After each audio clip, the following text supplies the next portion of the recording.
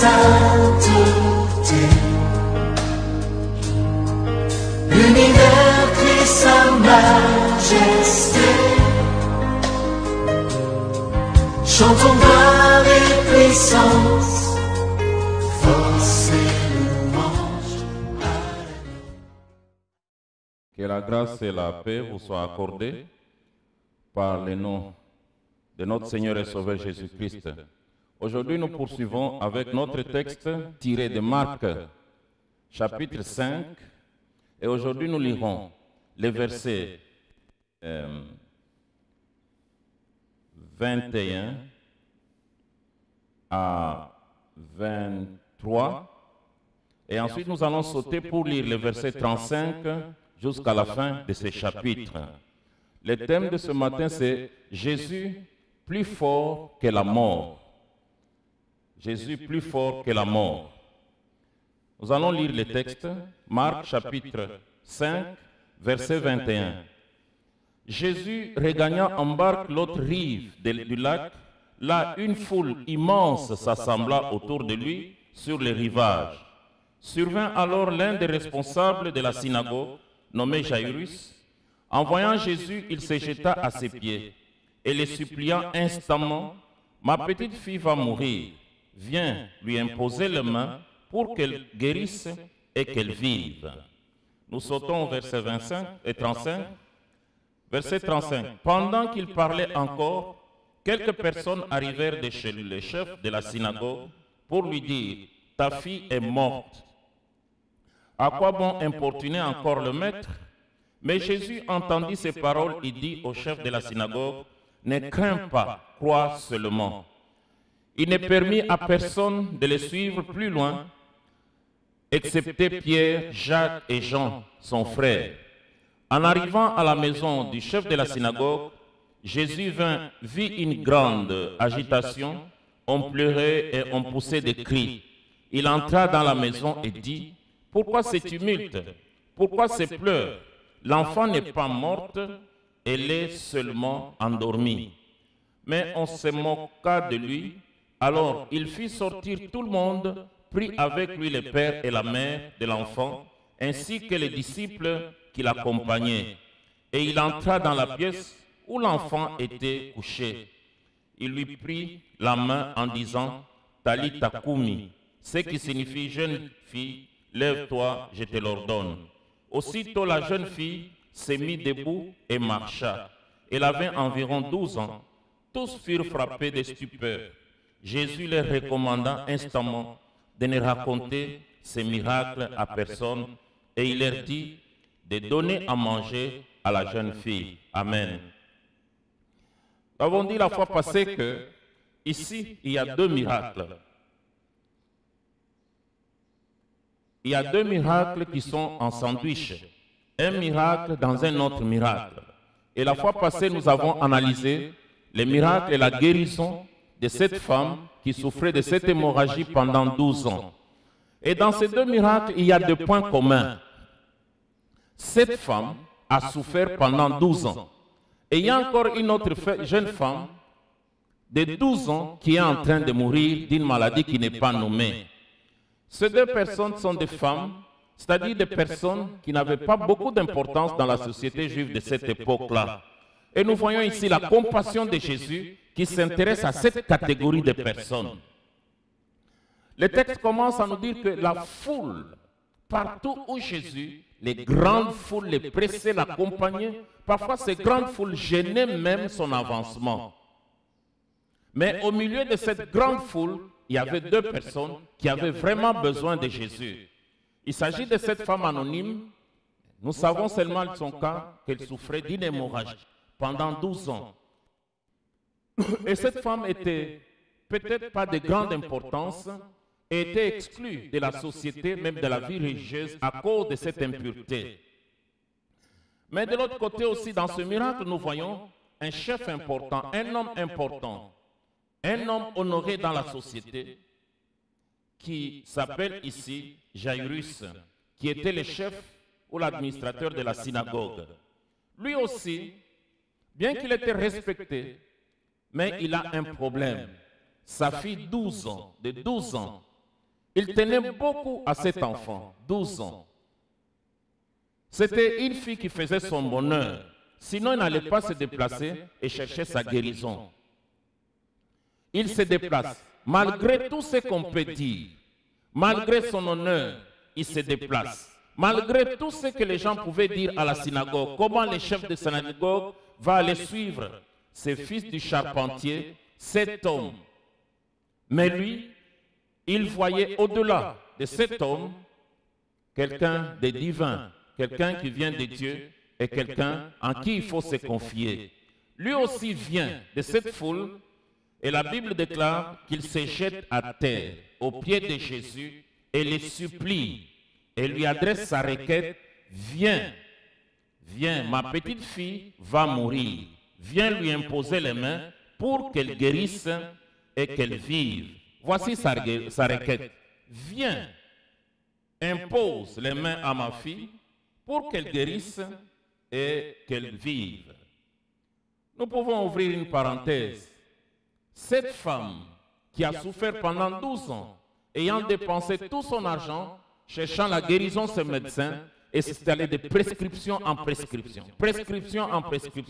jusqu'à ce que la maladie a continué à la roncher et la mener à la mort, et tout son avoir était dépensé à travers beaucoup de médecins. Mais regardez, elle se dit, si je touche seulement, ici aussi, Jairus dit à Jésus, viens imposer les mains. Nous pouvons remarquer une chose.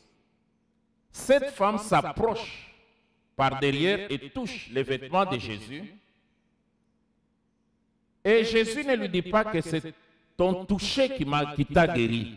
Ce ne sont pas les mouchoirs, ce n'est pas l'huile, ce n'est pas l'eau, ce ne sont pas tous ces objets que les soi-disant prophètes vous donnent qui peuvent apporter la guérison. Sinon, Jésus allait dire, ton toucher t'a guéri.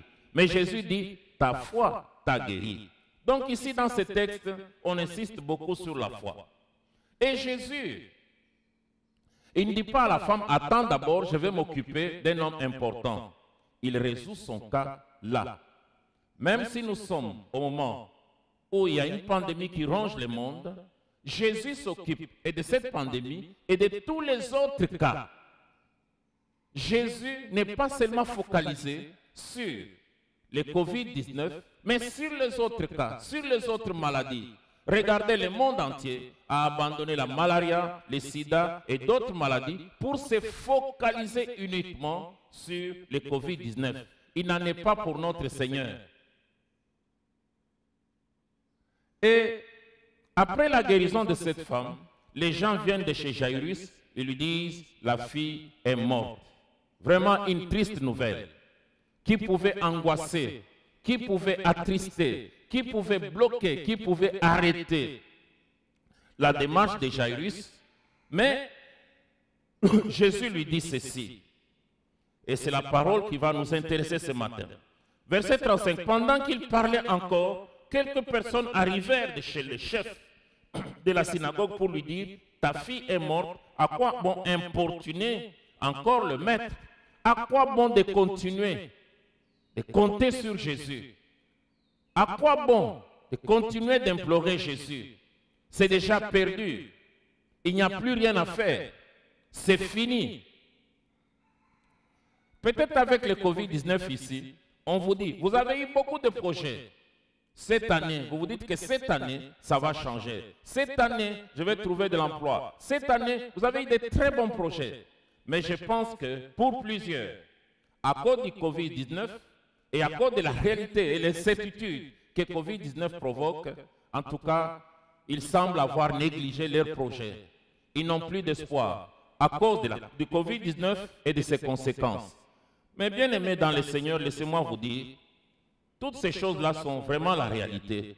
Et on est venu lui dire, ta fille est morte, à quoi bon importuner encore le maître? Et peut-être la situation te dit aussi, à quoi bon encore continuer à compter sur Jésus pour la réalisation de tes projets? À quoi bon? À quoi bon compter sur Jésus? C'est déjà fini. Parce que ton membre souffre d'une maladie incurable. Et il n'avait jamais entendu, cru que quelqu'un pouvait ressusciter des morts. Ici, nous pouvons voir Marthe et Marie. Quand Jésus, ils envoient un message à Jésus, il dit que celui que tu aimes est malade. Jésus ne vient pas tout de suite. Il prend son temps. Et il dit à ses disciples, Lazare dort, allons, je vais le réveiller. Voilà comment il considère la mort. Et quand il arrive, les sœurs de Lazare lui disent, Seigneur, si tu eusses été ici, notre frère n'allait pas mourir. Jésus dit, mais je vous ai dit que je suis la résurrection. Donc face à la mort, cette famille a perdu la foi sur les paroles de Jésus. Jésus mangeait avec eux. Et ils ont bien dit que c'est lui que tu aimes. Bien sûr, frères et sœurs, même si nous sommes chrétiens, des mauvaises choses peuvent nous arriver. Mais même si ces mauvaises choses nous arrivent, nous avons le Seigneur des Seigneurs, le Roi des Rois, qui peuvent nous sortir de ces situations. Ta fille est morte. À quoi bon importuner encore le maître? Ça, ce sont les gens de sa maison qui viennent lui apporter cette triste nouvelle, une nouvelle angoissante. Mais on ne dit pas comment Jaïrus avait réagi. Verset 36. Mais Jésus entendit ces paroles, il dit au chef de la synagogue, ne crains pas, crois seulement. Ici, une parole très forte de Jésus.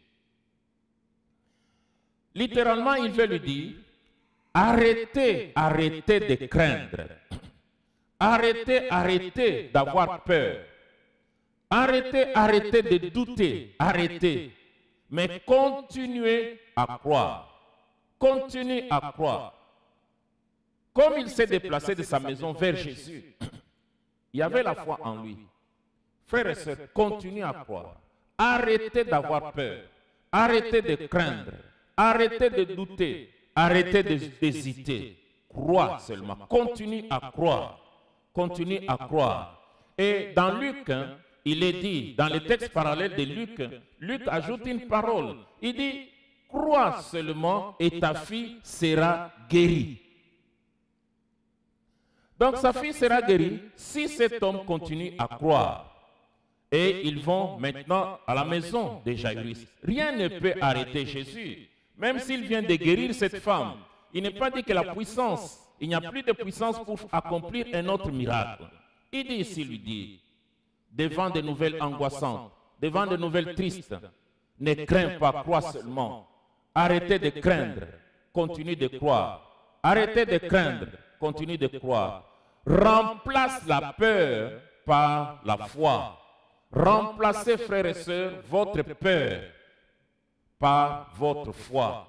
Vous avez eu de grands projets et maintenant vous croyez que ce n'est rien, il faut les abandonner et maintenant c'est rangé derrière. Tous les spécialistes disent sur les maladies, sur l'économie, sur beaucoup de choses. Tout ça c'est la réalité. Mais nous pouvons compter sur le Seigneur et nous verrons que le Seigneur va accomplir de grandes choses. Dans Luc 8, verset 50, Luc dit ceci. Mais Jésus, ayant entendu cela, dit au chef de la synagogue, ne crains pas, crois seulement et elle sera sauvée. En d'autres termes, elle sera guérie. Mon frère, ma soeur, tu peux aussi compter sur le Seigneur parce que ta situation trouvera la solution. Luc veut aller aussi plus loin. Il dit, arrêtez de pleurer. Pourquoi pleurez-vous? Ça, ce sont les gens qu'il a trouvés. Ils faisaient beaucoup de bruit. Leur façon de réagir face à la mort, c'était de pleurer, de crier, d'hurler et de faire tout ce que... Vous savez, chez nous ici, quand il y a un deuil, nous assistons à des spectacles intéressants. Ailleurs, les gens viennent, calmement s'inclinent, mais chez nous, en tout cas, il y a une veillée, les gens font tout ce qu'ils veulent, ils chantent, ils dansent, ils sautent, ils disent parfois des insanités, et vraiment il y a une ambiance. Mais heureusement, avec le Covid-19, cette ambiance a disparu. Et Jésus dit, arrêtez, quand il arrive à la maison, regardez qui vont voir les miracles, qui vont expérimenter ces miracles. Jésus, quand il arrive dans la maison de Jairus, il laisse la foule. Toute la foule, il la laisse. Il entre dans la maison, il chasse tous ceux qui pleuraient. Parce qu'ils doutent, parce qu'ils ne croient pas. Il se moque de Jésus. Il les chasse tous. Mon frère et ma soeur, ne sois pas la foule. Foule est là seulement pour admirer, pour voir les miracles, et c'est tout, et elle se retire. Et qui accompagne Jésus dans la maison? Jésus les choisit, ses disciples, ceux qui étaient attachés à lui. Il les appelle, il les invite, et il entre avec verset 37. Il n'est permis à personne de le suivre plus loin. Vous voyez? Les gens sans foi ne peuvent pas suivre Jésus partout. Ils s'arrêtent quelque part à cause du doute, de la crainte, et puis ils disparaissent dans la nature. Il n'est permis à personne de le suivre plus loin, excepté Jacques et Jean, son frère. Toute la foule. Je pense que moi et vous, nous sommes parmi ces gens qui voient des miracles, excepté 3 personnes, Pierre, Jacques et Jean. En arrivant à la maison du chef de la synagogue, Jésus vit une grande agitation. On pleurait et on poussait des cris. Il entra dans la maison et dit, pourquoi ces tumultes? Pourquoi ces pleurs? L'enfant n'est pas mort, elle est seulement endormie. Mais on se moqua de lui. Les moqueurs ne peuvent pas voir la puissance de Dieu.